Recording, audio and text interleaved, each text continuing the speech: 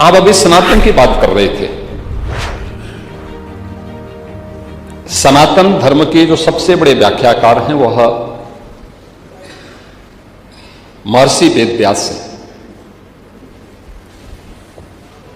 वेदों की परंपरा को जिन्होंने लिपिबद्ध करके आने वाली पीढ़ी के लिए दिया,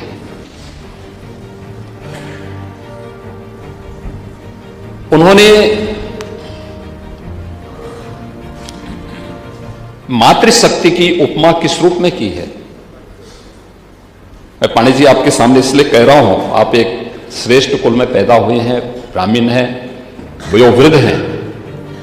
इस पूरे सदन में जो सबसे वरिष्ठतम सदस्यों में हैं, उम्र में भी अनुभव में भी, उनमें से आप हैं, इसलिए आप कम सम्मान करते हैं और इसलिए आप जो बात बोलते हैं वो व्यवहारिक बात बोलते हैं। आपकी जो बात थी वो किसी को बुरा भी नहीं लगती है।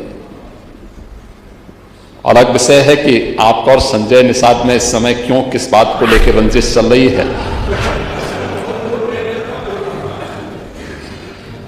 तो लगता है कि आपकी पोखरी का भी ठेका करके आ गया लगता है।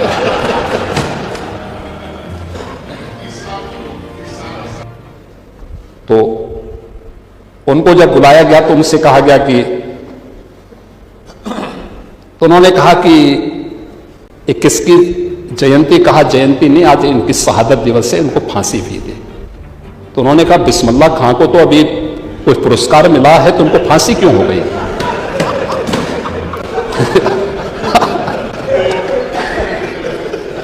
इनके शिक्षा मंत्री, इनकी सरकार में जब ये अंधेर नगरी चौपट राजा, यही तो कहते हैं, इसी को कहते हैं। वो कहते हैं कि बिस्मिल्लाह खां को तो अभी पुरस्कार कोई मिला था और उनको फांसी क्यों हो गई है? उनसे कहा गया कि अच्छा वो मंच पे भी गए, तो मंच पे भी उन्होंने कहा कि बिस्मिल्लाह खां को जो है पता नहीं क्यों फांसी दे दी गई। और तो नीचे से एक सज्जन ने कहा कि साहब ये बिस्मिल्लाह खां ने, ये पंडित राम प्रसाद बिस्मिल हैं, कहा कि तो जरूर भाजपा ही होगा, भाग हमारे कार्यक्रम से। ये इनकी सरकार।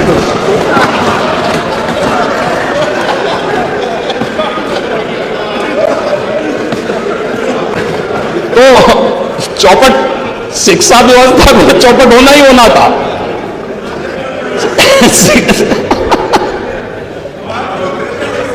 शिक्षा को चौपट होती ही होती।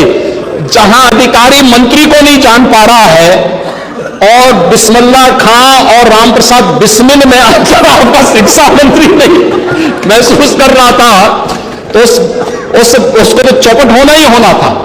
तो वहां बच्चे नकल नहीं करते तो क्या करते? वहां नकल नहीं करते तो क्या करते? और यही आप कर रहे थे उत्तर प्रदेश के अंदर। आज प्रोजेक्ट अलंकार से देखिए होता है, कृतज्ञता ज्ञापित करने का भाव होता है। देखिए मैं आपको सही बताऊं, ये कहानी नहीं, मैं सच्चाई आपको बताऊं, मेरे पास प्रमाण है, उसके प्रमाण है।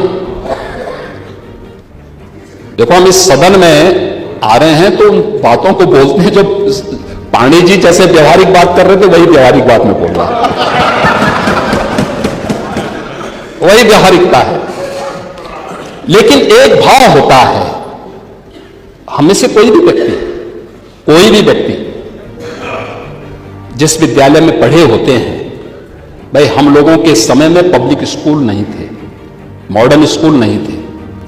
बेसिक शिक्षा परिषद के स्कूलों में या गवर्नमेंट इंटर कॉलेजेस में या जो गवर्नमेंट एडेड कॉलेजेस थे, उन्हीं कॉलेजेस में सभी लोग पढ़े थे।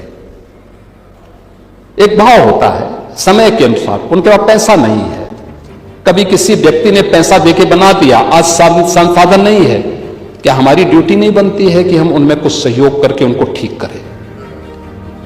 प्रबंधन में कब्जा करने की प्रवृत्ति तो हमने सुनी है, लेकिन कोई व्यक्ति आगे आकर के करे इस काम को, बहुत कम देखने को मिलता है, बहुत कम देखने को मिलता है। और हम लोगों के मन में आता है कि हर जनप्रतिनिधि का दायित्व बनता है, क्योंकि जनप्रतिनिधि जो करेगा, एक विधायक जो करता है, कम से कम 6 लाख लोग का प्रतिनिधित्व कर रहा होता है। 6 से 8 लाख लोगों को वह लीड करता है, लीडरशिप देता है। उतने लोग तो उसको देखते हैं, लेकिन अच्छा काम करेगा तो पूरा जनपद उसको जानेगा। हम जिस विद्यालय में पढ़े हैं, ऑपरेशन कायाकल्प के माध्यम से आप लोगों ने उन विद्यालयों के कायाकल्प को जोड़ा। आज उसके परिणाम है, नीति आयोग ने इसको स्वीकार किया। प्रोजेक्ट अलंकार के अंतर्गत भी यह काम हो रहा है। मैं तो एक दिन औरैया गया था, वहां एक विद्यालय में इंटर कॉलेज, बड़ा इंटर कॉलेज बहुत अच्छा बना था। चुनाव के दौरान में 19 में भी और 22 में भी वहां गया था, तो वो भवन ऐसे ही था।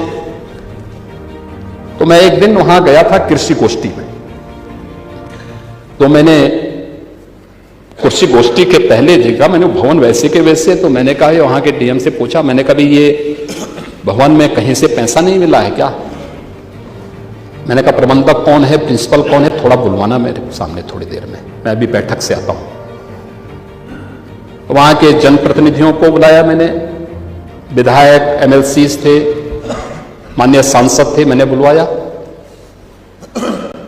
वो भी थे मेरे सामने। मैंने प्रबंधक से पूछा, मैंने कहा हमने प्रोजेक्ट अलंकार एक योजना चलाई है, जिसमें माध्यमिक स्कूलों में जो पुराने विद्यालय हैं उनमें 75% पैसा सरकार दे रही है, 25% आपको देना है। तो उन्होंने कहा हमारे पास 25% भी नहीं है।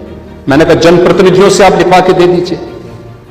उन्होंने कहा कौन जनप्रतिनिधि देगा? मैंने विधायकों से कहा, मैंने कहा अभी 10 लाख आप दीजिए, 10 लाख आप दीजिए, 10 लाख आप दीजिए, 30 लाख हो जाएगा तो बाकी 1 करोड़ रुपए सरकार उनको अपने आप ही दे देगी।